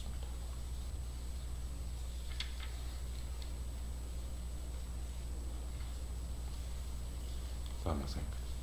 이어진 영상도 26호증이 26인데 같은 위치고요. 시간이 이때는 날이 바뀌고 새벽 1시 42분부터 43분 사이의 영상입니다.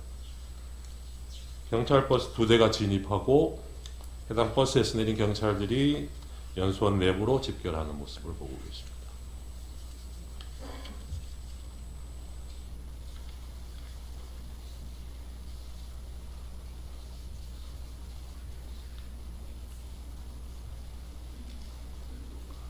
다음 넘어가셔도 좋을 것 같습니다.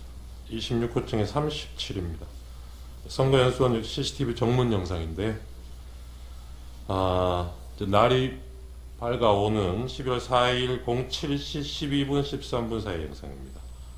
경찰버스 한 대가 선관위 선거연수원을 빠져나가고 있는데 그 이후에도 경찰차 한 대가 정문에서 대기 중인 모습을 보실 수 있습니다.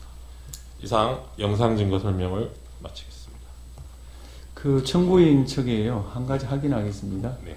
아까 을호증, 을1호증부터 을8호증까지 증거 동의한다 하셨죠? 네, 그렇습니다. 일종 최신만 보이는. 그렇다면 제가 증거 채택 범위를 잘못 말한 것 같습니다. 아까 채택된 것에 더해서 을1호증이 3, 을2, 을3호증 1 내지 6, 을4도 추가로 채택합니다. 더 쉽게 말해서 을제 1호증 1부터 을 8호증까지 다 채택한다. 그런 뜻이 되겠습니다. 이 채택된 서정과 영상에 대해서 피청구인 측에서 서정 요지와 영상 재생하십시오.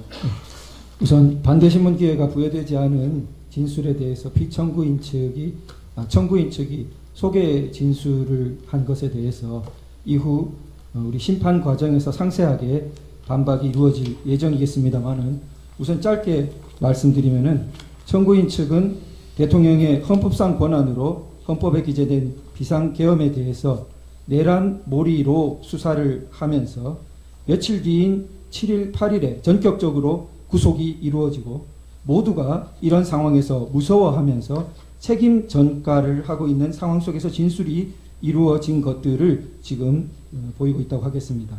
이런 뒤집힌 상황은 문제된 계엄이 과거의 통념과 같은 그런 정식의 계엄이 아니라는 것을 오히려 보여준다고 하겠습니다. 기타 영상에서 분절적인 부분이라든지 문제점에 대해서는 차후 상세히 말씀드리도록 하겠습니다. 오늘 피청구인 측의 PPT를 사용하여 서중 중 일부에 대한 요지를 진술하도록 하겠습니다. 을 제1호증의 1은 2024년 10월 국정원이 발표한 선관위 투개표 시스템 보안 점검 결과에 관한 것입니다. 2023년입니다. 죄송합니다. 보안 점검 결과 해킹을 통해 유권자 등록과 투표 여부를 관리하는 통합 선거인 명부 시스템의 내용을 변경할 수 있었고, 투표관리관 도장의 이미지를 절취하여 실제 사전투표 용지와 동일한 투표지를 얼마든지 만들어낼 수 있었습니다.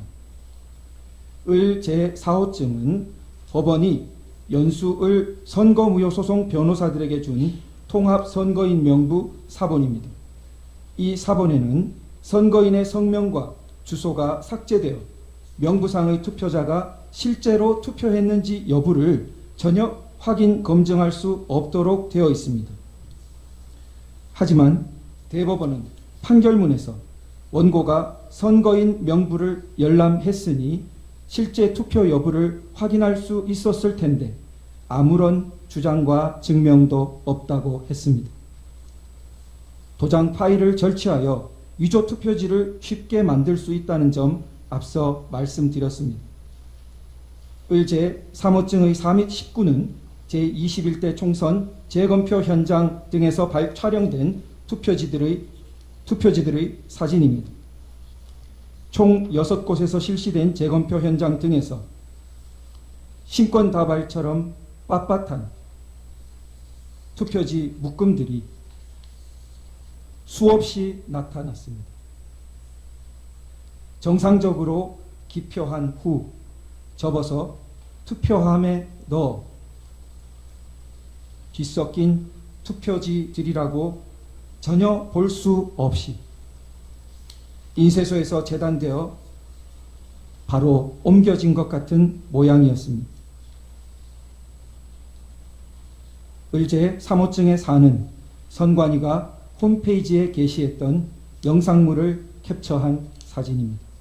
선관위는 개표장이나 재검표장에 신권다발처럼 빳빳한 투표지가 나온 이유로 원상태로 회복하는 기능을 가진 특수 재질 종이를 사용했기 때문이라는 영상을 올렸다가 내렸는데, 투표용지를 감정한 전문가는 그런 종이는 세상에 없습니다라고 증언한 바 있습니다. 그런데도 선관위는 다시 원상 복원 기능이 있는 종이라는 영상을 새로 올렸다가 비상계엄 이후 삭제하였습니다. 을제 3호증의 2는 인천 연수구 송도 2동 제6투표소에서 나온 투표관리관인이 뭉개진 당일 투표지들입니다. 위 투표소에서 나온 1974표의 당일 투표지 중 1000장이 넘는 투표지가 이런 상태였고, 그중 294표는 한 글자도 식별이 안 되어 무효표로 처리되었습니다. 선관위는 관인을 찍는 만년 도장을 적색 스탬프에 다시 찍어서 이렇게 됐다고 주장했으나, 증인으로 나온 투표관리관은 해당 관인을 찍거나 이런 투표지에 대해 보거나 들은 적도 없으며, 관인을 실제로 찍었던 2명의 투표 사무원 중 한 사람 역시 전혀 모르는 일이라 했다고 증언했습니다. 하지만 대법원은 진술서 한 장 반박 증거로 제출하지 않은 선관위의 해명을 그대로 인용했습니다. 을제 3호증의 11은 제21대 총선 영등포울 선거무효 소송의 원고 박용찬이 2020년 5월 투표지 보관 당시 찍었던 투표지 보관실 문고리 봉인 상태와 2021년 8월 재검표를 위한 검증 기일에 다시 찍은 문고리 사진을 비교한 것입니다. 봉인 테이프가 마무리된 각도, 판사의 도장 위치, 뒤쪽 봉인 테이프의 모습 등이 너무나 달라서 한눈에도 누군가 봉인을 뜯고 새로 붙였다는 것을 알 수 있었습니다. 원고 박용찬을 대리한 단체가 고발했지만 수사기관의 최종 결정은 범행을 저지른 성명불상자를 찾을 때까지 수사를 중지한다는 것이었습니다. 이상 서증요지 진술의 핵심은 국내외 주권 침탈 세력에 의한 거대한 선거 부정 의혹이 있었으나 선관위와 법원, 수사기관을 통해 제도적으로 해결되지 못할 국가 비상 상황이 초래되었다는 것입니다. 이상으로 서증요지 진술을 마치겠습니다. 예, 이상의 증거 조사 결과에 대해서 쌍방의 의견이 있습니까? 우선 청구인 의견이 있습니까? 특별히 없습니다. 피청구인 의견이 있습니까?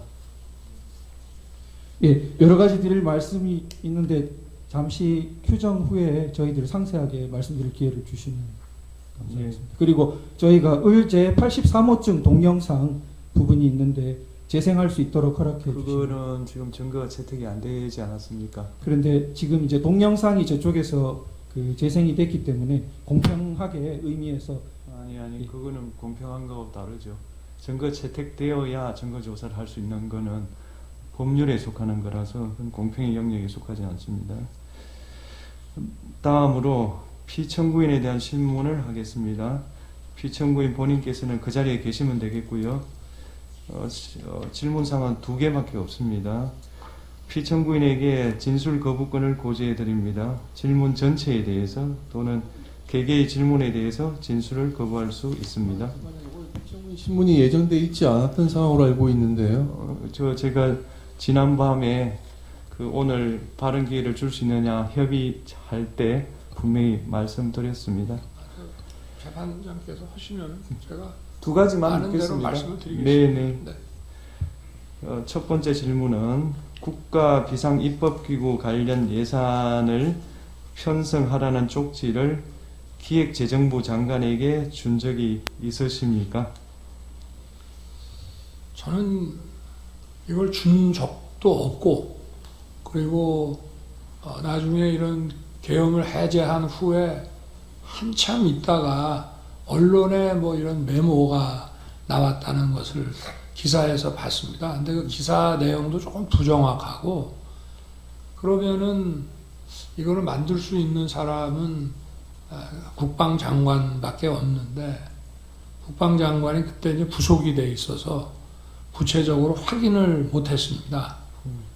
그런데 그 내용을 보면 좀 그 내용 자체가 좀 서로 좀 모순되는 것 같기도 하고, 그런데 하여튼 뭐 그 부분에 대해서는 그렇습니다. 뭐 자세하게 또 물어보시면은 제가 아는 대로 답변을 드리겠습니다. 예. 2번째 질문, 마지막 질문 드리겠습니다. 본인께서는 이진우 수방사령관, 곽종건 특전사령관에게 계엄 선포 후 계엄 해제 결의를 위해 국회에 모인 국회의원들을 끌어내라고 지시한 적이 있으십니까? 없습니다. 네. 네, 그러면 마치겠습니다. 오늘 변론은 이것으로 마치고 양측 대리인께서 추가로 하시고 싶은 말씀이 있으십니까? 우선 청구인 대리인 있으십니까? 네.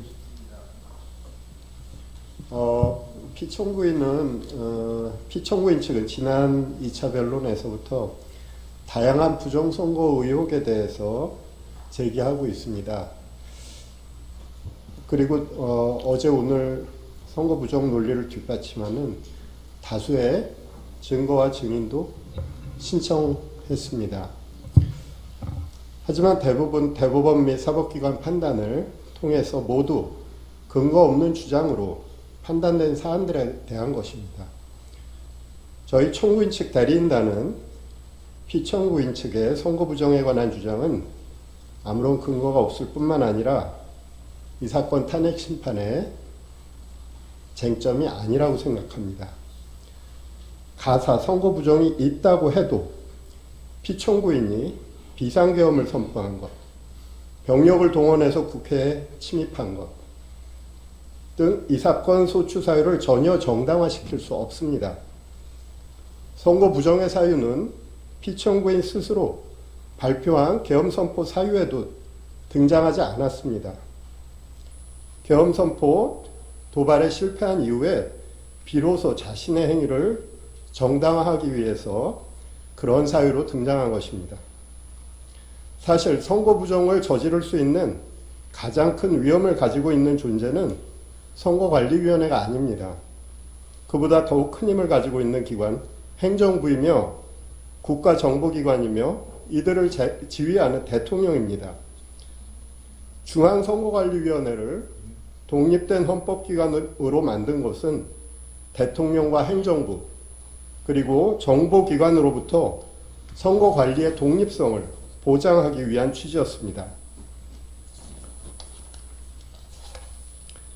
지금의 상황은 오히려 선거부정의 위험이 더욱 더 큰 기관이 선거부정을 막고 방어하는 기관에게 선거부정을 저질렀다고 비난하는 형국입니다. 이 사건 탄핵 심판은 수많은 국민들이 듣고 바라보고 있습니다. 그래서 피청구인 측의 기이한 부정선거 주장을 그대로 방치하기는 어렵습니다. 국민들에게 미치는 해로운 영향 때문입니다. 선거 공정성은 우리 민주주의의 생명이며 핵심입니다. 그것을 함부로 쓰레기통 속에 구겨 넣는 주장을 방치한다면 우리 민주주의도 어느 순간 같은 운명에 처할 수밖에 없습니다. 우리 대한민국의 민주주의 헌정 질서를 보호할 필요가 있는 것입니다. 사람이 가득 찬 극장 안에서 불이하라고 소리치면 수많은 사람을 해칠 수 있습니다. 현재 대한민국의 국가적 혼란 속에서 선거 부정의 음모론은 우리 공동체 자체를 파괴할 수 있습니다.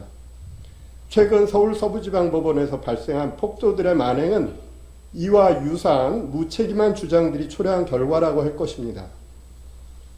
존경하는 재판장님, 재판관님, 선거 부정론은 사법부와 검찰의 판단까지도 믿지 못하며 객관성이 없는 무리한 의혹을 제기하는 집단의 일방적 주장입니다. 이 사건 탄핵 심판의 쟁점이 아닐 뿐만 아니라 탄핵 심판 이후 오랫동안 대한민국 민주주의를 해칠 수 있는 무책임한 주장입니다. 더 이상 선거 부정의 의혹 제기 그리고 그와 관련한 증거 신청은 적절하게 제한해 주실 것을 요청드립니다. 이상입니다. 예, 피청구인 하시고 싶은 말씀. 재판장님, 저희 청구인 증인 네.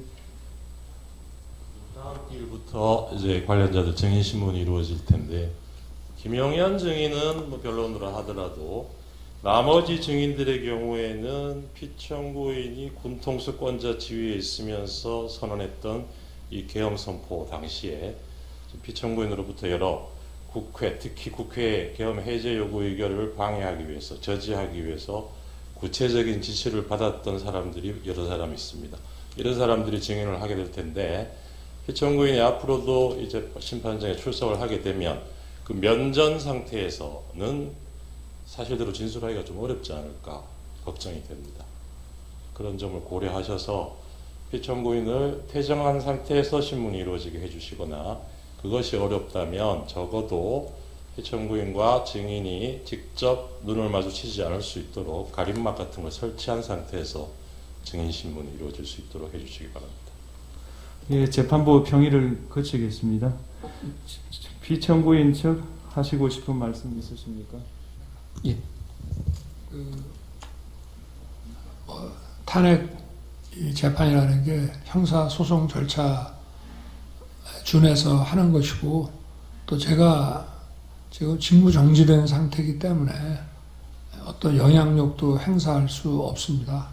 그리고 이 사건 내용을 제일 잘 아는 사람은 바로 피청구인인 대통령 저 자신입니다. 그래서 그런 주장은 좀 이해가 좀 안 되고요. 아까도 이런 부정선거 의혹이 음모론이라고 하시고 계엄을 정당화하기 위한 거라고 사후에 만든 논리라고 하셨는데 이미 계엄을 선포하기 전에 이런 여러 가지 어떤 선거의 공정성에 대한 신뢰에 좀 의문이 드는 것들이 많이 있었고 또 2023년 10월 국정원의 선관위 전산 장비의 아주 극히 일부를 점검한 결과 문제가 많이 있었기 때문에 부정선거 자체를 색출하라는 것이 아니라 선관위의 전산 시스템을 전반적으로 스크린할 수 있으면은 해봐라. 어떤 장비들이 있고 어떤 시스템에 의해서 가동이 되는지 그런 것이기 때문에 저희가 무슨 선거가 전부 부정이어서 믿을 수 없다 하는 그런 음모론을 제기하는 것이 아니라 팩트를 확인하자는 그런 차원이었다는 점을 이해해 주시기 바랍니다. 네, 말씀 잘 들었습니다. 더 하시고 싶은 이야기는 없으시죠? 예, 그러면 제3 재판장 하나만 좀 추가해야 되겠습니다. 지금 아까 우리 청구인께서 그 대통령 그 당시 이 집권 여당이 대통령 하에서 치러진 우리 지금 피청구인 대통령인 지위에서 치러진 선거에 대해서 부정이 뭐 없고 책임은 이쪽에 대통령이 있다고 말씀하셨는데 조만간 이번 취임한 트럼프 대통령이 2020년 미국 대통령 선거가 그 당시 트럼프가 재임 기간 중인데 그때의 선거 부정에 대해서 조만간 미국에서도 미국 스스로의 어떤 조사 결과가 나올 겁니다. 그러니까 그게 꼭 대통령이라고 해서 독립적인 선거가 이루어지고 있는 선거관리기구에 대해서 모든 걸 다 통제하는 건 아니기 때문에 어떤 문제점은 발생할 수 있고 국민들은 거기에 대해서 많은 의구심이 있고 지난 4년간 이런 것들에 의혹이 제기되고 있고 더군다나 국정원 보안 서버 점검 결과 문제가 있다고 했기 때문에 대통령으로서는 그 문제를 점검을 하고자 하는 것일 뿐이지 저희 피청구인 대통령께서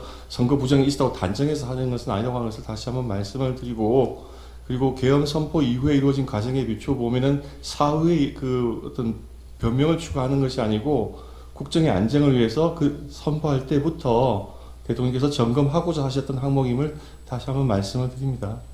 절차에 대해서 조금 말씀드리고 싶습니다. 네.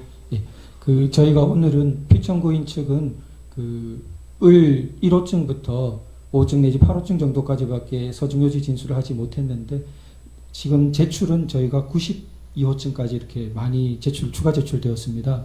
그 부분 그 증거 조사에 대해서 일정을 언제 할 수 있는지 조금 내일 체부에 대해서 저 증거 인부에 대해서 의견서를 내시면 모레 평일을 할 수가 없어서 지금 제 생각으로는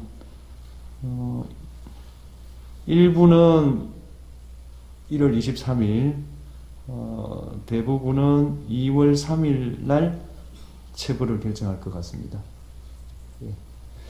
체부입니까? 아니면 조사입니까? 왜 체부 그러니까 채택이 되면 바로 그날 조사하니까요. 같은 날이라고 보시면 되겠습니다. 이상으로 청구인 측에서 보여준 그 영상에 대해서 제가 그냥 짧게 한 말씀만 이해를 돕는 차원에서 잘 봤습니다. 그런데 아까 그 군인들이 본청사에 진입을 했는데 직원들이 좀 저항을 하니까 스스로 이렇게 나오지 않습니까? 얼마든지 더 들어갈 수 있는데도 저게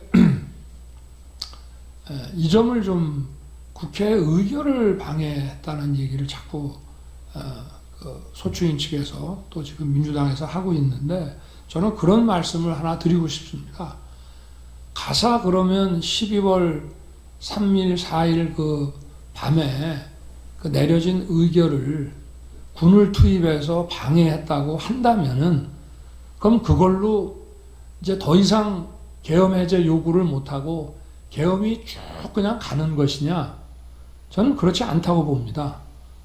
대한민국에서 국회와 언론은 대통령보다 훨씬 강한 초갑입니다.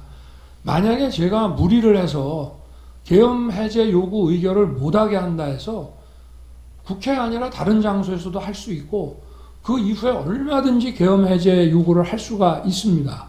그러고 그거를 만약에 막았다고 한다면 그거는 정말 뒷감당을 할 수 없는 일이라고 저는 생각합니다. 그래서 뭐 계엄 해제 요구를 막았다, 뭐 여러 가지 이런 증언들을 막 이렇게 모아가지고 그렇게 얘기를 하시는데 계엄 해제 요구 결의가 사실은 저도 그 방송을 보고 있었습니다만은 의원들 사이에서도 국회의장과의 관계에서 아니 빨리 합시다. 그리고 또 우원식 의장은 아니 그래도 절차는 밟아야 되는 거 아닙니까? 이렇게 하면서 좀 국회법에 딱 저기 맞지 않는 그런 아주 그 신속한 그런 결의를 했거든요. 그렇지만 저는 그거를 보고 바로 군을 철수시켰습니다. 그래서 국회 마당에 있던 사람들이 나갔고요. 그리고 아까 뭐 국회의장 공관 옆에 군인들이 지나가면서 마치 뭐 국회의장을 새벽 2시에 뭐 체포할 것처럼 그게 아마 제가 볼 때는 퇴각하는 과정에서 일어난 일이 아닌가 싶고요. 제가 드리고 싶은 말씀은 그거를 그 당시에 막거나 연기한다고 해서 그게 막아지는 일이 아니라는 점을 말씀을 드리고 싶습니다. 네, 말씀 잘 들었습니다. 이상으로 제3차 변론기일을 마치겠습니다. 다음 기일은 1월 23일 목요일 오후 2시고 그날은 2시 반에 정인 김용현에 대한 정인신문을 하도록 하겠습니다. 이상입니다.